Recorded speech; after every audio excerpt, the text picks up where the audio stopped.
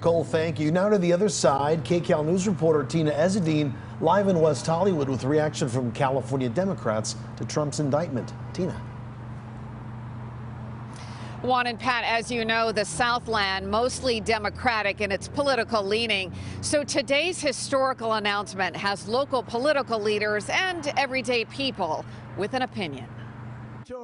The former president lashing out against Democrats, blaming the party for orchestrating his indictment. It's kind of vintage Donald Trump, which is to try to deflect attention away from his conduct.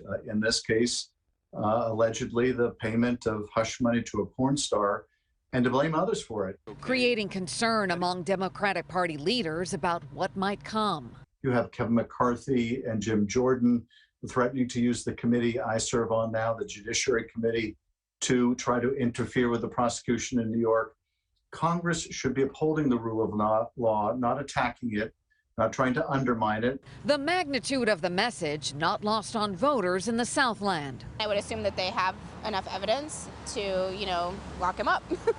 Even those visiting the blue state from a historically red one. I do hope they have enough evidence as well to carry it forward, and I hope he gets convicted if that's what he did.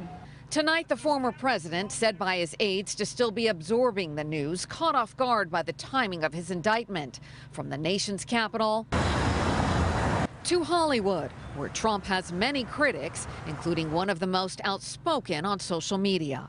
I believe that he will also be indicted for stealing secret documents and taking them to Mar-a-Lago. I think he'll be indicted down in Georgia, Fani Willis, in terms of election interference. And I also think for January 6th for inciting an insurrection. So the great thing is it proves that there's nobody above the law. Congressman Ted Lieu, representing most of western LA County and the coast, stating in a tweet, quote, "Indicting a former president is a horrible precedent. The only precedent worse than that is to not indict Donald Trump if there is evidence that he committed crimes." From Governor Newsom, quote, "I'm sick of watching the drama and ridiculous actions of GOP leaders."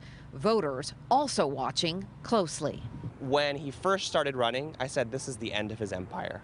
And I kind of feel like we're right there. It's really the time and the place that people are just tired of it.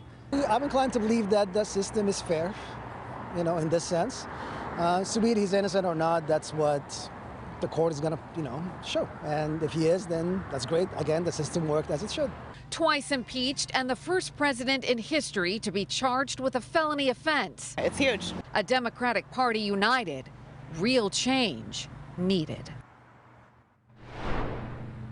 And tonight, local political leaders are urging everyone in the Southland to remain calm and sober about the news, adding it's not a time for celebration or violence, but adding it's exactly what they're worried about.